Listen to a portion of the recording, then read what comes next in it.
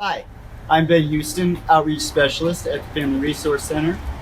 Our Let's Talk About It series has been working through some of those difficult conversations around suicide, like how to talk about it with your friends and family, and what warning signs may be, and even some of the myths about suicide. Today we're going to talk about the connection between suicide and firearms. More than half of the suicide deaths in Hancock County in the past 5 years involved a gun, and most firearm deaths in the U.S. are actually suicides. So what steps can we take to help reduce the risk of suicide by firearms? Let's talk about it.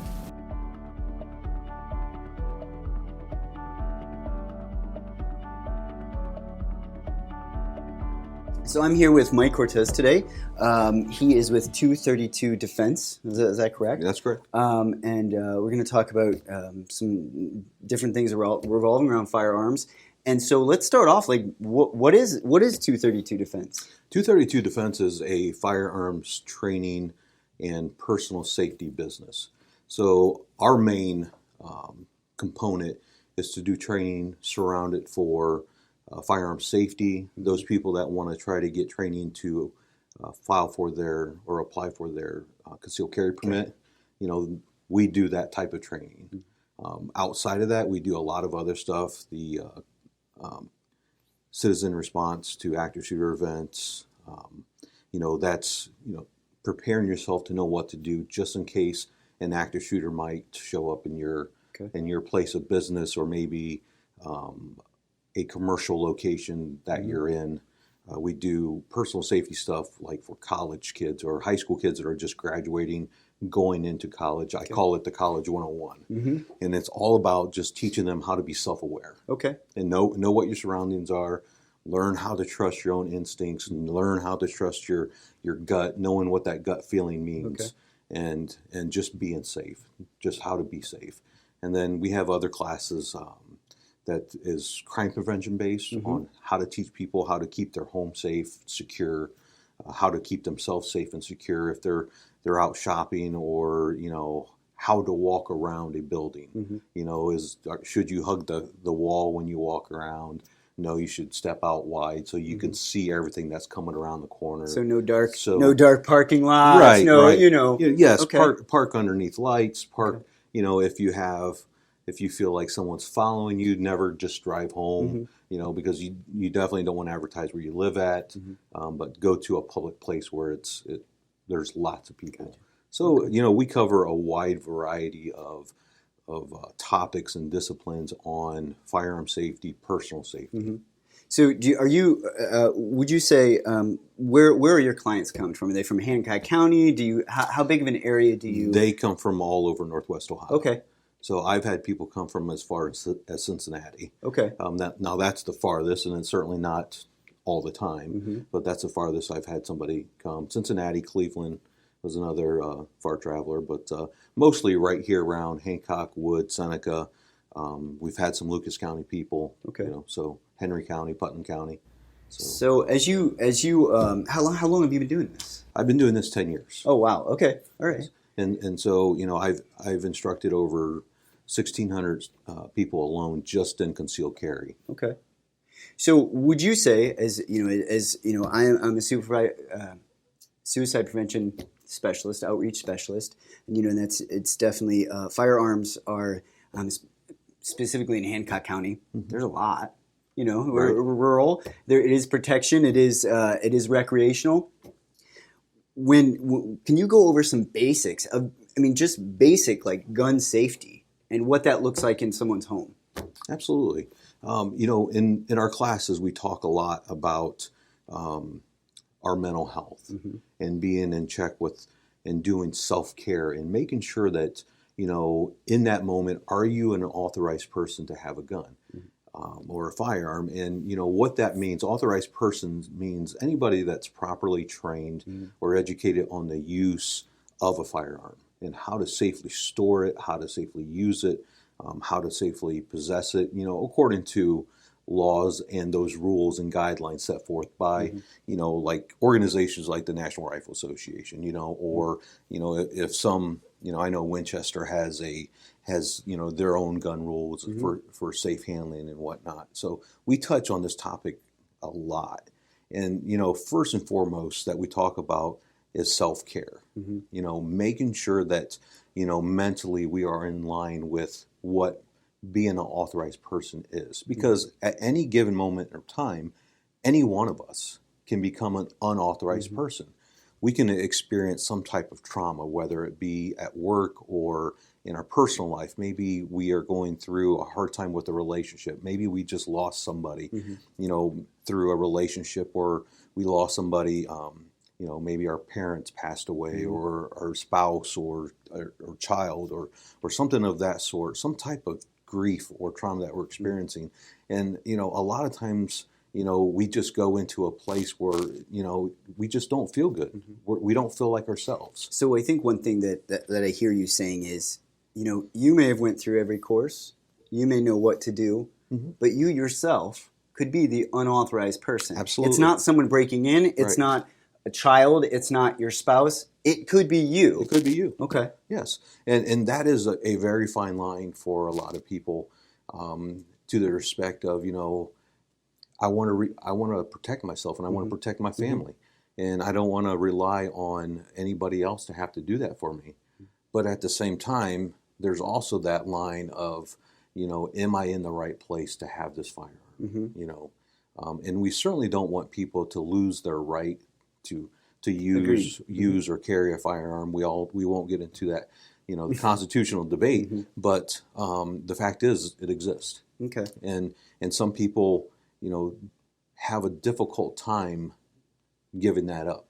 But as I try to explain to them is, you have to be aware of that, because if you're not aware and something bad happens, then law enforcement gets involved. And when law enforcement shows up, and if it is by chance a suicide attempt or suicide ideations and there's firearms presence, or that was the threat of the means, chances are law enforcement is going to seize those firearms for your safety. And then they're going to do what they have to do to make sure that you're okay. As far as, they may take you to the hospital, or they may, request somebody to come in and talk to you. And to get your firearms back after law enforcement seizes them takes a lot. Okay. And, as opposed to you voluntarily. Absolutely. Like, say you seek out help. Then, it's just a different scenario. It's a different scenario. Okay. Yes, because when law enforcement is involved, then they have that authority to seize those firearms for your safety. But if you do self-care, and you're like, what, I'm just not in the best place right now, and so I'm going to say, hey Ben, can you come over and just take my firearms for me and just keep them for me just for a couple days until I get back on track. And with that, you can just call and say, hey Ben, things are good now, and I'd like to come pick up my firearms. Yeah. And no one else has to be involved, because you're voluntarily doing it and you're voluntarily reaching out. So by voluntarily reaching out and seeking out help with somebody, it's a preemptive strike, for your own good. And you're saying to yourself, look, I acknowledge this. And that is part of being a responsible firearm owner. Yeah. Not just knowing how to store it, knowing how to use it, knowing, how to carry it or possess it within a motor vehicle. It's also about our mental health. Because if we look at, active shooter events, nearly 100% of those active shooter events that has happened by somebody that was currently suffering from or had a history of some type of mental health crisis. And so making sure that we always stay on top of our mental health and remain that authorized person is of the utmost importance. How do you, how do you promote, even in your course, the mental health aspect of it? The one thing that I feel like happens a lot is, especially with guys, I've got this, I can take care of it. Right. How do you promote, hey, if you're not feeling right, you reach out to your buddy. Or on the same token, your buddy notices something's not quite right. Like, that's really hard for people to do. Right. And, something I've learned a lot over the last 10, 15 years, as a law enforcement veteran, still working in the field, I see a lot of mental health problems within our community, and you can associate it to a lot of different things. Whether it be personal or the pandemic that's going on, or combination of, we have to stop telling people to reach out, because, as you said, if you have a friend that sees something that's just not right with Ben, maybe it's Mike's responsibility to say, hey, Ben, I'm going to reach in. And so we need to send that message to more people, is to tell people to reach into others instead of asking them to reach out. That's a great point. Because when you ask somebody to reach out, there's that stigma that goes along with when you're already, I feel like so many times you're already in a place that, perhaps everything already seems overwhelming. And now you've got to cross another barrier to say, not only deal with maybe like that stigma, but also just like, it's just one more little thing. It's that straw that broke the camel's back, essentially. Right. And I think, so I think that reaching in is such a great point, because it is our responsibility. It is. To like look out for each other. Right. So and there's such a wide group or demographic of people that feel so strongly about the Second Amendment and their gun rights. And if that is truly the case, then let's take care of each other. Let's stop saying that, hey, that's his problem or her problem. Let's say, hey, this is all of our problems. I'm not saying go up to a stranger, but if you have somebody within your inner circle and you see that they're not okay, let's reach in. Let's say, hey, how can I help? Provide some community resources and say, this is not the way to go about it. And when I think they're going to be more receptive. Yes. You just have that. Let's say the police show up at your door, or just like you said earlier, a stranger, someone you've already built that trust with them and that connection. Absolutely. So I think them opening the door to you is going to be a much better opportunity. Yes. To get the help that they need. Yes, and certainly not 100% of the time, but there have been times where we have called upon, family members or personal friends to come in and aid us or assist us in communicating with that person that's going through that crisis, because they just have that bond and they trust that person, and they may not trust law enforcement, and because they don't know them, they're strangers, and they may feel embarrassed or humiliated because they're there, and so they put a barrier up between them and law enforcement that prevents law enforcement from truly trying to do their job. And so, having somebody like that, you got to have your own little inner circle of people that when you're not in a good place, you could just, go to, or, those people that will reach into you. And so, couple more questions for you. So when we talk about suicide prevention and we talk about gun safety, right? How can you, especially being the expert at this, how do you connect those two? Because on one hand, they can be very different, but also they're very intertwined. Right. So how would you, suicide prevention and gun safety, how would you marry those two words together and those two situations? That is such a difficult topic to discuss, because there are people that just feel so strongly about their gun rights and their right to protect themselves from any type of threat that might come into their home. And first and foremost, we got to make sure that we are storing our firearms safely within our home, and having a safe of some type that you can store those firearms into, that that whether it be an electronic safe or a dial safe, that you can change that combination, and it's just going to be like, if it's your spouse, she can say to you, until you get back on track, until you start feeling better, I'm going to change the combination and I'm going to keep it. Yeah. And that way, that builds that barrier. So if there is any type of thoughts or anything like that, they can't at least get into that one. And so it's a fine line that. But I think too, and I think this is kind of what you said, is suicide prevention doesn't mean taking your guns away. No, absolutely We're not. not saying you shouldn't have guns. No. We're not saying you can't be trusted with those guns. Right. We're just saying right now is not. You're in a tough spot. Right. We're going to get you some help. Yep. And then we're not about taking your guns away. And I think that's one thing that I always think is really important to say, because I think a lot of people to prevent suicide, we got to take them away. No. You don't. No. And if you think of this from the perspective of those people that want to take firearms away from mm-hmm. people, the gun grabbers, as I call them, mm-hmm.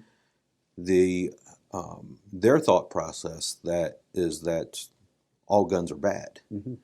and it's not the gun. It's not, because there's more than just a firearm that's a deadly weapon. Mm-hmm. There's knives. People die in mm-hmm. knife attacks all the time. We drive cars. And so it's a tool, mm-hmm. and the operator of that tool has to be self-aware. Yeah.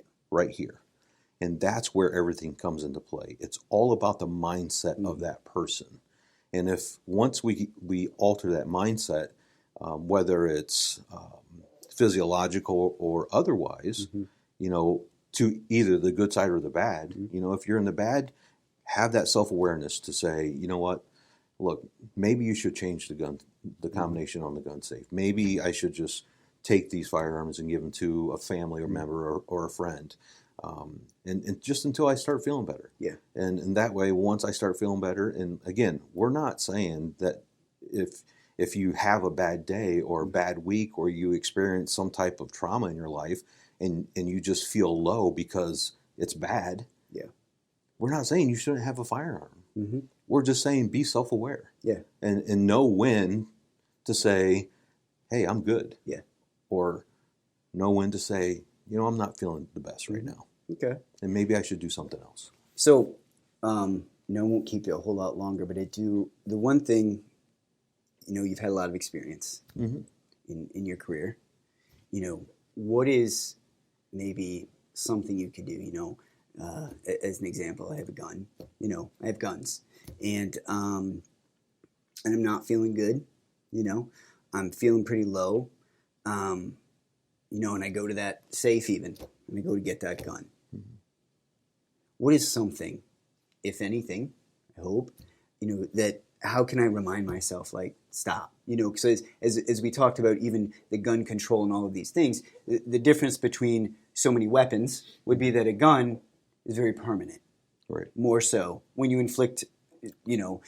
Than a knife or something of that nature. So, there is that, it's permanent a lot of times. So is there anything, even over your years where you're you could put a picture of someone in there, is there anything that you could suggest that just says, just stop for a minute and just think? And I tell people this all the time. And it's in that moment when you're going for whatever action it is, mm-hmm. whether it's a firearm, whether it's the safe that stores a firearm, or whether it's a decision to grab those pills, mm-hmm. or to sit inside of a garage and turn your car on. Mm-hmm. Before you do that, take a pause. Mm-hmm. Take about a 10-second pause. Pull out your phone and look at your screen, because how many people do you know that have a negative picture on their phone? It's always of their kids. Mm. It's always of their family. Always of, maybe it's their sports car that they want to mm-hmm. have. Maybe it's their favorite dog. Yeah, the dog. Maybe it was mm-hmm. the beach that they were just at, yeah. and it was the waves crashing in. Take that moment. Take 10 seconds and just take a look at that picture. Mm-hmm. Go to your picture gallery. Look through your pictures. We all keep positive pictures. We don't keep negative stuff. It's all stuff that makes us feel good. Mm-hmm. And tell yourself, this is not the end. Yeah. Because we don't know, in those moments, we don't know the greatness that's waiting for us on the other side. Yeah. And there is greatness for everybody. And even in those moments that you're at the very bottom of that hole, mm-hmm. and you think that there's nothing that can be done, you don't know what's on the other side, and I'm telling you guys, it's greatness. So much truth. Yes. So much truth. Well, Mike, I'm here with Mike Cortez, 232 Defense. I appreciate your insight. I appreciate you coming in today to talk about this. I will say, I think one thing that really resonates with me is when we talk about that reaching in, because we are prone to, you need to reach out, you need to reach out. In reaching in, I will say, we are doing QPR training pretty frequently through FRC. You can check out that link at the bottom, and that kind of teaches you how to reach in. Yes, and I took it here a couple of months ago, the very first with one. Amber. Yeah. Yes. Okay. Good. And I can't speak highly enough about Awesome. it. Great training. And if I could just say one more thing before we go, is if you're going to have firearms in the house, seek out training. Because if you don't know how to make a firearm safe, or you don't know how to operate or use a firearm, then you're not doing anybody a good service. Because what if, reach out, and it doesn't have to be me. It could be anybody else that does firearms training. But if you're going to have firearms in the house, get the training, learn that firearm safety, come listen to what those safety aspects are of a firearm, how to store them safely, the different safes are available out there. And I think that people will find a true value in it, because it's just, like I said, it's truly our responsibility to make sure that we're doing it right and safe. Well, and for, I think the thing is, I could buy a gun because I want a gun. I could have a gun. However, when I take that into my house, it doesn't only impact me anymore. Right. And in saying that and getting the education and getting the training, I'm not only protecting myself, I'm protecting all those around me.